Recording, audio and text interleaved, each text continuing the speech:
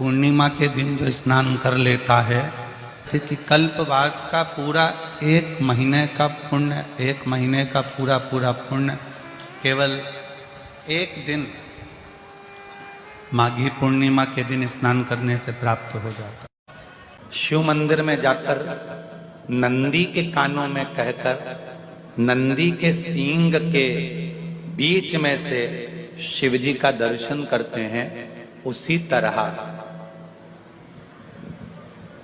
जो बच्चे का दिमाग एकाग्र चित्त नहीं हो पाता है, पढ़ाई में मन नहीं लग पाता या बच्चा स्थिर नहीं रह पाता, डोलता रहता है, मन भटकता रहता है, तो उसको भी पूर्णिमा का चंद्र रुद्राक्ष के छिद्र में से रात्रि के समय पर उस छिद्र में से रुद्राक्ष के पूर्णिमा का चंद्र दिखाया जाता है, मात्र एकाग्र की चित्तता के लिए, उस बिंदु के लिए चित्त वृत्ति को स्थिर करना। पूर्णिमा के दिन चावल का एक आखा दाना जानते हो, पूरा खंडित चावल नहीं, कितना चावल, एक दाना चावल का शंकर भगवान के शिवलिंग पर समर्पित करिए। एक बेलपत्र जिसका डंडी का मुख अपनी ओर हो, जहां से चावल चढ़ाया है, उस चावल के ऊपर अपनी कामना कर रख दीजिए और चंद्रमौली भगवान का स्मरण करिए। कौन से भगवान? शंकर भगवान का सर्वश्रेष्ठ सुंदर नाम है चंद्रमौली। चंद्रमौली भगवान का स्मरण करिए, अपनी कामना कर बेलपत्र समर्पित कर शिव जी पर एक लोटा पानी, एक जल पात्र समर्पित करो, कलश से जल चढ़ा दीजिए, नैनों में वो जल लगाकर अपनी कामना कर वापिस घर को आइए।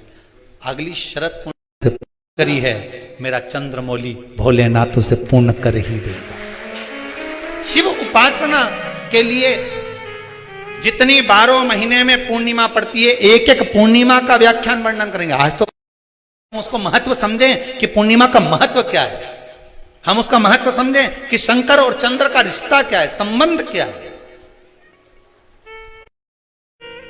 भगवान ने जितनी पूर्णिमा बनाई है, जितने नक्षत्र बनाए, जितनी घड़ी बनाई, जितना पल बनाया, जितना समय बनाया, ये शंकर भगवान ने जो बनाया ये गलत नहीं बनाया, श्रेष्ठता के लिए बनाया। महाराज, पूर्णिमा का जो चंद्र है वो विशाल का है और उस चंद्र की पूर्णता में हमारी अभिलाषाएं भी पूर्ण हो। आप आस्था चैनल के माध्यम से जितने लोग कथा सुन रहे हैं, फेसबुक यूट्यूब पर जितने कथा सुन रहे हैं और कुबेरेश्वर धाम में जितने कथा सुन रहे हैं, आप में से कितने लोग हैं जो पूर्णिमा का व्रत करते हैं? जो माताएं करती हो जरा हाथ उठाइए। पूर्णिमा का व्रत जो करते हो ना आप लोग, रखिए हाथ। अब पूर्णिमा के व्रत में आपने कई बार किताब पढ़ी होगी पूर्णिमा की, या आपने व्रत किया होगा, या पूर्णिमा का व्रत आप धारण करे होगे, तो उसमें पूजन कौन से भगवान की होती है? पूर्णिमा के व्रत में किस भगवान की पूजन होती है? तो कहा पूर्णिमा के व्रत में केले के खंभ लगाकर पूर्णिमा का जो उद्यापन होता है, पूर्णिमा की जो पूजन होती है, उस पूजन में शंकर और पार्वती की पूजन की जाती है, शिव और नारायण की पूजन करी जाती है, शंकर और पार्वती का स्मरण किया जाता है। किसकी पूजन होती है? शिव पार्वती। शंकर और पार्वती का पूजन क्यों करा जाता है पूर्णिमा के व्रत में? क्योंकि शिव और माता पार्वती ही केवल एक ऐसे हैं जिन्होंने अपूर्ण लक्ष्मी को भी पूर्ण बना दिया था। किसको पूर्ण बनाया है? लक्ष्मी। और भगवान को एक लोटा पानी अगर शिव को समर्पित कर रहे हो, श्वेत पुष्प को रखकर शंकर जी के ऊपर सफेद फूल को चढ़ाकर अगर एक लोटा जल भी, एक पात्र जल भी शंकर को समर्पित कर रहे हो, तो ये लक्ष्मी के लिए ही तो कर रहे हो। और कौन सी लक्ष्मी? पूर्ण लक्ष्मी। हमें जो शिव महापुराण के माध्यम से शास्त्र कह रहा है कि आप 32 पूर्णिमा के व्रत प्रारंभ करो। उसमें करना क्या है आपको? केवल जिस दिन व्रत रहे, रात्रि के समय पर कोई भी मीठा कुछ भी सामग्री आप चंद्र की रोशनी में, चंद्र को अर्घ देने के बाद, पूजन करने के बाद उसको रखो, और वही सामग्री जो नशा कर रहा है उसको पूर्णिमा के दूसरे दिन उसको खिलाओ। आप धीरे धीरे खिलाना चालू करेंगे, जिस नशे में वो डूबा हुआ है उस नशे से वो छूटना प्रारंभ हो जाएगा। 2 पूर्णिमा व्रत करके तो देखो, तीसरे में तुम्हें जरूरत ही नहीं। धीरे धीरे आप वो छूटना प्रारंभ हो जाए। पीपल का एक पत्ता, उस पत्ते पर थोड़ा सा चावल, थोड़ा सा चावल, पूर्णिमा की रात्रि को अपने हाथ में लेकर, अपने नयनों से लगाकर, शरीर पर से स्वयं उतारकर उसको दरवाजे के पास रख दीजिए। पूर्णिमा की रात्रि को पूर्ण होने पर उस चावल को दूसरे दिन सूंघ कर बहते हुए पानी में डाल दीजिए। महाराज, कितने भी रोग से ग्रसित हो गए, पीपल का एक पत्ता 52,000 ब्राह्मण की साक्षी कराता है। महाराज बहुत ध्यान देना, पीपल के वृक्ष में स्वयं नारायण का, मेरे कृष्ण का वास है। स्वयं भगवान गीता के अंतर्गत कहते हैं कि मैं पीपल का वृक्ष। जैसे पूर्णिमा का चंद्रमा बढ़ता है, पूर्णिमा का चंद्रमा जैसे पूर्ण होता है, ऐसी ही आपकी मनोकामना भी पूर्ण हो, पूर्णिमा के चंद्रमा की तरह प्रकाशित हो। बाबा आपकी मनोकामना पूर्ण करे। पूर्णिमा शिव महापुराण की कथा जो जीवन का एक सुख प्रदान करने वाली है, एक आनंद देने वाली है। बहुत बड़ा रोग हो गया, छूटने को तैयार नहीं है, बड़े बड़े इलाज करवा लिए, बहुत दिखा लिया, बहुत सब दूर इलाज करवाया, सब दूर दिखाया, पर मिटने को तैयार नहीं है। तो फिर अबीर का प्रयोग, एक चावल का दाना, एक श्वेत पुष्प और अबीर भगवान शंकर को समर्पित कर धीरे धीरे धीरे धीरे शरीर का रोग अपने आप समाप्त होना प्रारंभ। मां की ओर लेकर जाओगे उतना ये मन शुद्ध होता चले जाएगा। नया मकान बनाया किसी ने, जिनने बनाया उधर हाथ ऊंचा करो तो जरा। बनाया आप लोगों ने मकान, तो मकान बनाए होंगे तो वो जो मकान बनाने वाला मिस्त्री होता है ना, वो कह देता है अब तुम्हारी बिल्डिंग 3 मंजिल की हो गई, ऊपर एक मटकी टांग दो। अरे बोलो सही है कि गलत है? कौन से कलर की टांगो है? काय के लिए टांगो? कि जो बिल्डिंग को देखेगा और बिल्डिंग देखने के बाद उसकी नजर उस मटकी पे चली गई, तो मटकी से जब उसकी नजर मिल गई तो जितनी नजर इसने बिल्डिंग में लगाई वो सारी नजर उसकी मटकी पे पड़ते ही उसी में वापस प्रवेश कर गई। मतलब नजर बिल्डिंग में आई। कहां टांगी मटकी? पीछे, राइट लेफ्ट, कहां टांगी? बिल्कुल आगे। कि जो बिल्डिंग को देखेगा, जो इस मकान को देखेगा, जो इस बिल्डिंग को देखेगा, जो नए मकान को देखेगा, और उसकी दृष्टि घूमते घूमते घूमते घूमते अगर मान लो वो घूमती हुई दृष्टि उस मटकी पर चली जाती है, तो हमारी बिल्डिंग पर नजर नहीं लगेगी। नहीं तो दुनिया की लोगों की नजर तो बड़ी विचित्र होती है। कौन से कलर की टांगी? काले कलर। पुराण भी यही कहती है कि भगवान के मंदिर क्यों जाते हैं, किस लिए जाते हैं, और एक ही देवता है जिसके माथे पे मटकी बंधी रहती है। अरे बोलो तो जम के, कौन सा? देव अधिदेव महादेव, उसके माथे पे हमेशा कलश ही मिलता है। तो किसी ने पार्वती जी शिव जी से पूछी, क्यों भोलेनाथ जी ये बताओ जरा, ये जब गंगा तुम्हारे सिर पर है, भोलेनाथ जी जब गंगा तुम्हारे सिर पे है तो पानी तो यूं निकलना चाहिए, तो ये उल्टा पानी तुम्हारे ऊपर बूंद बूंद टपक रहा है, ये है क्या? शंकर भगवान बोले ये पानी का तो बहाना बना के रखा है, जो भगत मेरा दर्शन करने आता है उसकी नजर तो मेरी मटकी ही उतार देती है, उसकी नजर तो मेरी मटकी ही उतार देती है। जो शंकर के मंदिर में प्रवेश करता है और प्रवेश करते समय बस मेरे उस कलश का दर्शन करता है। कई लोग प्रश्न करते हैं, महाराज जी इस कलश का महत्व क्या है?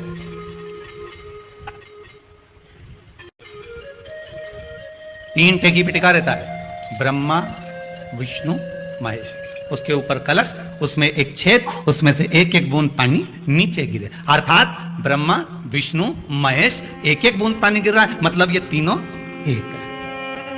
पुराण के अंतर्गत स्कंद पुराण में लिखा गया, स्कंद पुराण में वर्णन किया है श्री वेदव्यास जी महाराज ने, कहा ये पूर्णिमा का व्रत इसलिए किया जाता है कि व्यक्ति का जब मन गलत भ्रम में जाने लगता है, मन जब गलत जगह पर जाने लगता है, तो ये मन को गलत जगह पर ले जाने वाला कौन होता है? तो कहा ये चंद्र होता है। व्यक्ति की राशि के अंतर्गत, व्यक्ति की पत्रिका के अंतर्गत, व्यक्ति की ग्रह दशा के अंतर्गत जब चंद्र बेकार चलता है तो व्यक्ति अच्छा करते करते भी बेकार करने लग जाता है। 1 महीने की पूर्णिमा को जिसके घर में दूध की सामग्री बनती हो, दूध की सामग्री तैयार होती हो, खीर प्रसाद तैयार होता हो, उसके घर में कभी क्लेश नहीं हो सकता, टेंशन, बहुत परेशानी या बहुत ज्यादा तकलीफ में घिरे हो, बहुत ज्यादा में अशांत तो लग रहा है, बहुत हार चुका हूं, अब तकलीफ की जिंदगी खत्म नहीं हो रही, तो शिव मंदिर में जाकर 2 चंद्र दीप अवश्य लगाओ। मतलब दोनों दीपक पास पास में रखकर दोनों घी के दीप अवश्य प्रज्वलित करो। एक बात आपको पहले भी कहा, आज फिर कहते हैं, परमात्मा भले नजर ना आए पर उसकी परछाई आज भी नजर आती है।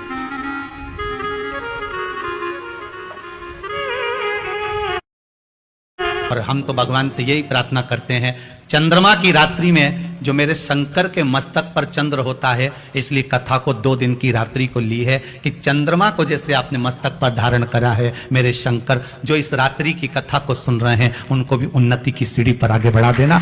ये भी आने वाले समय में शिव महापुराण की कथा श्रवण करवाएं, जनमानस का कल्याण करवाएं, ऐसी कृपा कर देना भोलेनाथ, ऐसी करुणा कर देना।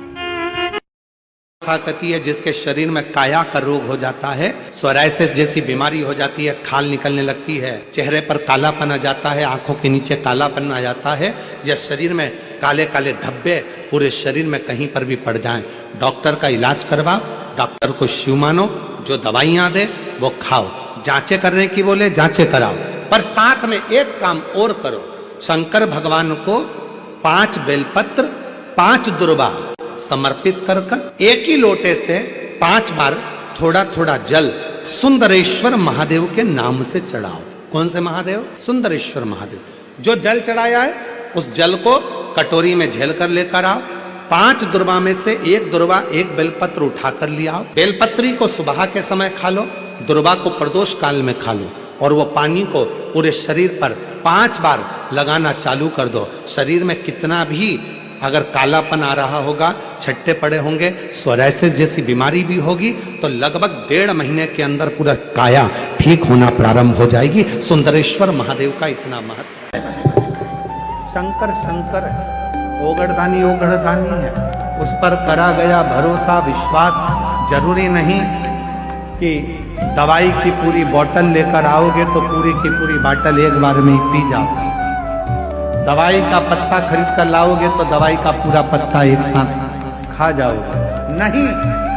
जैसे दवाई एक एक गोली ली जाती है, पीने वाली दवाई एक एक ढक्कन ली जाती है, चम्मच से ली जाती है, उसी तरह जब रोग बीमारी तकलीफ आए भी तो बेलपत्री का अगर थोड़ा सा भी अंश हमारी इस मुख से भीतर प्रवेश करेगा तो हमारे रोग को समाप्त जरूर की आराधना चंद्रभागा नदी के तट पर करी है, बालू का शिवलिंग बनाकर, बालू रेत का शिवलिंग बना। बहुत ध्यान देना आप लोग, किसी भी नदी में स्नान करने जाओ, 30 त्योहार पर, अमावस्या पूर्णिमा आदि जो भी उत्सव मनाने के लिए आप किसी नदी के घाट पर जाते हो, किसी तालाब के घाट पर जाते हो, किसी कुंड के किसी सरोवर के घाट पर जाते हो, और यदि आप स्नान कर रहे हो किसी पवित्र नदी में, तो वहां की बालू रेत उठाकर शंकर भगवान के शिवलिंग बनाकर जो पूजन करता है, मात्र 5 बार उसी नदी का जल शंकर को समर्पित कर कर, भले दिया नहीं है, अगरबत्ती नहीं है, जल चढ़ाकर जो शिवलिंग को विसर्जन कर देता है, उसके पूर्वजों को पिंड की भी जरूरत नहीं पड़ती, वो तर जाता है। उसके पूर्वजों को पिंड भाग की भी जरूरत नहीं पड़ती। उसके कि कुछ तिथियां भारत की भूमि पर ऐसी वर्णित है जिन तिथियों में भी गंगा का जल हम शिव को अगर एक बूंद भी समर्पित कर रहे हैं, गंगा का जल मात्र एक आधी चम्मच भी, आचमन जितना भी अगर हम शिव को समर्पित कर रहे हैं तो उसका सुख आनंदित है। जैसे पंचमी तिथि, नवमी तिथि, दशमी तिथि, एकादशी, प्रदोष, पूर्णिमा, अमावस्या, ये तिथियां हमारे यहाँ जो दी गई हैं, इन तिथियों में अगर हम गंगा का मात्र थोड़ा सा जल भी अगर जल के पात्र में डालकर गंगा जी का जल थोड़ा सा भी शिव के पास लेकर जा रहे हैं, तो ये एक भाव अपने भीतर होना चाहिए कि आप केवल गंगा का जल साधारण शिव मंदिर में समर्पित नहीं कर रहे हो, पुराण की उमा संहिता कहती है, जो भगवान शंकर को जल चढ़ाता है, जल चढ़ाते समय उसके जितने भी दोष हैं, चाहे पितृ दोष हो, चाहे आहुत दोष हो, चाहे वासुक दोष हो, चाहे कालसर्प दोष हो, जितने भी दोष होते हैं वो सारे दोष अपने आप समाप्त होते चले जाते हैं। याद रखना, जो भगवान शंकर पर चढ़ा हुआ जल थोड़ा सा झेल कर लेकर आता है और अपने घर के दरवाजे पर छींटता है, दुनिया में किसी की सामर्थ्यता नहीं है कोई तुम्हारे ऊपर टोना कर दे या तुम्हारे को तकलीफ दे। पर आप उलझन में फंसे, जिस समय पर आपका विवेक काम ना करे, जिस समय आपको लगे कि मैं बहुत बड़ी उलझन में फंस गया हूं, अब मेरे पास में निर्णय नहीं हो पा रहा, उस समय पर थोड़ी देर शंकर भगवान के मंदिर में जाकर बैठना, और अगर मंदिर ना जा सको तो अपने घर में बैठना और श्री शिवाय नमस्तुभ्यम का उच्चारण करना, नमः शिवाय का उच्चारण करना, ओम नाद करना और ओम नमः शिवाय का उच्चारण करना। थोड़ी देर गहरी सांस लेकर ओम नमः शिवाय का उच्चारण करना। जब प्रारंभ करेंगे, नेत्र बंद रहेंगे, भुकुटी तनी रहेगी, उस समय पर शिव स्वयं तुम्हारी बुद्धि में आकर विराजमान हो जाए। स्वयं भगवान विष्णु में कितनी विनम्रता थी वो देख लीजिए। शंकर भगवान के गणों से भगवान विष्णु हार गए और दक्ष प्रजापति कह रहे हैं तुम्हें थोड़ी बुद्धि विवेक आना चाहिए। नारायण सोचो, तुम शंकर से नहीं उनके गणों से हार गए। आग लगाने वाले ढेर मिलेंगे, कहाँ चक्कर में पड़े हो, क्यों झुक रहे उसके आगे, चलो और काम पड़ा है दूसरी जगह करेंगे, दूसरी जगह ये कर लेंगे, और अपने को कह रहा है ये नहीं तो दूसरा सही, दूसरा नहीं तो तीसरा सही। दुनिया के लोग आग लगाएंगे, तुम्हें भटकाएंगे, मार्ग से विभाजित करेंगे, पर बुद्धि तुम्हें चाहिए। भगवान विष्णु जैसी विनम्रता तुम्हें चाहिए। भगवान विष्णु ने कहा नहीं, आप कह रहे हो कि गणों से हार गया, उसके हारने का कोई कारण होगा, मैं क्यों हारा हूं उसका कोई कारण होगा। भगवान विष्णु उसी समय पर हारते से ही शंकर भगवान के पास पहुंच गए। भोलेनाथ जी मुझे यह बताओ कि मैं आपके गणों से क्यों हारा, तुम्हारे गणों से हारने का कारण क्या था। शंकर भगवान ने कहा एक कारण है नारायण, एक कारण। दधीची ऋषि और राजा छुब इन दोनों की मित्रता थी, दोनों बहुत मित्र थे, दोनों में बहुत प्रेम था, एक क्षण के लिए नहीं रह पाते थे, दोनों इतने प्रेमी मित्र थे। फिर एक दिन राजा छुब और दधीची ऋषि में बात बात में झगड़ा हो गया। जहां प्रेम होता है वहां झगड़ा होता ही होता है, जहां प्रेम होगा वहां झगड़ा होगा। दोनों में झगड़ा हो गया। फिर झगड़ा हुआ तो बीच में राजा छुब ने भगवान विष्णु को बुला लिया समझौता कराने के लिए। दो मित्रों में जब झगड़ा हो, लड़ाई हो, आपस में पति पत्नी का झगड़ा हो रहा हो, तो निवेदन है मायके वाले ससुराल वाले सावधान इंडिया, बिल्कुल ध्यान रखना।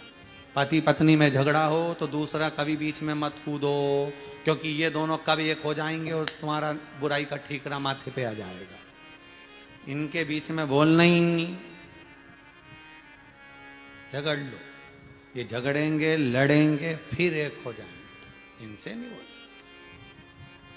विवाद किया तो राजा छुब ने भगवान विष्णु को बुलाया और भगवान विष्णु आए और आते से साथ दिया किसका, राजा छुब का। दधीची ऋषि को क्रोध आ गया कि तुम दधीची ऋषि को क्रोध आया, ए नारायण तुमने एक पक्ष की बात सुनी और दूसरे पक्ष की बात नहीं सुनी। मैं तुम्हें श्राप देता हूं, एक बार तुम भगवान शंकर के गणों से हारोगे, तुम्हें हार सहन करना पड़ेगी। बस भगवान विष्णु के शंकर के शब्द सुने तो भगवान विष्णु को लगा कि हमारी किस्मत में हार लिखी थी, मतलब हुई। तो फिर अब सोचना क्या, हार जीत जन्म मरण परण ये सब शंकर के हाथ है। कब किसको क्या देना है ये वो जानता, हमें क्या करना वो जाने, ये मर्जी उसकी। देव पूछ रहे हैं कि शिव जिस भरोसे के साथ, जिस विश्वास के साथ आप देव अधिदेव महादेव से प्रार्थना करते हो, विनय करते हो, निवेदन करते हो, बाबा उसको स्वीकार करता है, सुनता है। चंद्रदेव पूछ रहे हैं कि शिव सुनेगा कैसे, शंकर जी को कहने के लिए कहाँ जाया जाए। शिव जी से अगर कोई बात कहना है, शंकर भगवान को कुछ बोलना है, शंकर भगवान को यदि कोई बात कहना हो, शिव जी से कुछ कहना हो तो कहाँ जाकर कहें, कहाँ जाकर, कहाँ प्रार्थना करें, कहाँ विनय करें। देव ऋषि नारद जी ने कहा कि तुम जहां बैठो तुम्हारा जहां मन पड़ जाए वहां बैठकर बालू के शिवलिंग का निर्माण करो, मिट्टी का शिवलिंग बनाओ, पार्थिव शिवलिंग बनाओ। पार्थिव शिवलिंग में बालू में मिट्टी में कण कण कण कण होते हैं। उन कंकर को जोड़कर, उन कण कण को जोड़कर अपने दिल की बात एक लोटा जल चढ़ाते समय उनसे प्रार्थना करो, विनय करो। लोगों ने कहा शिव रुद्र है, क्रोध है। ना ना ना ना, शंकर भगवान को क्रोध के देवता है ना, ऐसा नहीं है। शंकर भगवान तो सत्यम शिवम सुंदरम, सत्य भी शिव है। शिवम का मतलब मालूम है? बोलो, जम के बोलो। शिवम का मतलब क्या होता है? शंकर नहीं, शिवम का मतलब है जिसमें पूरा ब्रह्मांड और पूरे 33 कोटि देवता और पूरे ब्रह्मा विष्णु इंद्र 64 योगनिया देवता सब उसी के अंदर समाये हुए हैं। तो हम कहते हैं सत्यम शिवम सुंदरम। हमने अंदाजा लगाया शिवम शिव है, नहीं, सत्य भी शिव है। ये ब्रह्मांड के जितने देवता हैं शिवम, ये भी शिव हैं। सुंदरम, ये प्रकृति, ये पृथ्वी, जल, आकाश, अग्नि, ये भी सुंदर है।